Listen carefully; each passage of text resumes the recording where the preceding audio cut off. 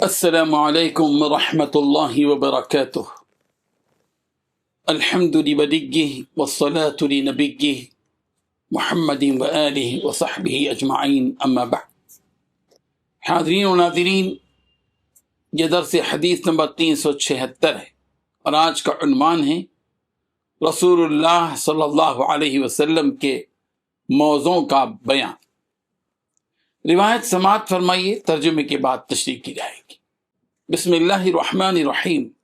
عن ابن بریدة عن ابیہ ان النجاشی اہدى للنبی صلی اللہ علیہ وسلم خفین اسودین ساذجین فلبسهما ثم توضأ ومسح علیہما، رواہ الترمذی۔ ترجمہ یوں ہے، سیدنا بریدہ رضی اللہ عنہ فرماتے ہیں کہ نجاشی حبشے کا بادشاہ، اس نے نبی رحمت صلی اللہ علیہ وسلم کو سیاہ رنگ کے 2 موزے بطور ہدیہ بھیجے۔ آپ صلی اللہ علیہ وسلم نے انہیں پہنا، پھر وضو فرمایا تو ان پر مسح کیا۔ بزرگان محترم، یہ حدیث اس بات کی واضح دلیل ہے کہ غیر مسلم کی جانب سے دیا گیا ہدیہ قبول کرنا جائز ہے، بشرطے کہ وہ حلال ہو۔ نیز اس سے موضوع پر مسح کا جواز، اس کا ثبوت ملتا ہے، چاہے وہ کسی بھی رنگ کے موضوع ہوں۔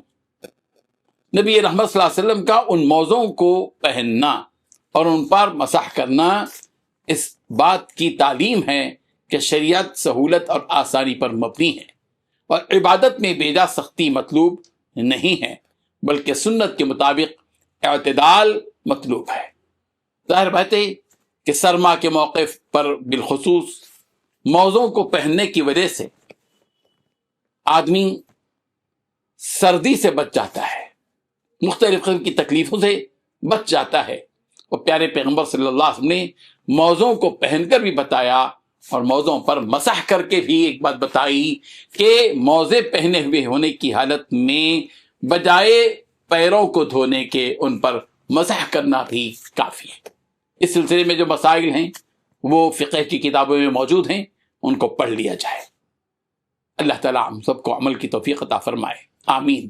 وآخر دعوانا ان الحمد للہ رب العالمین۔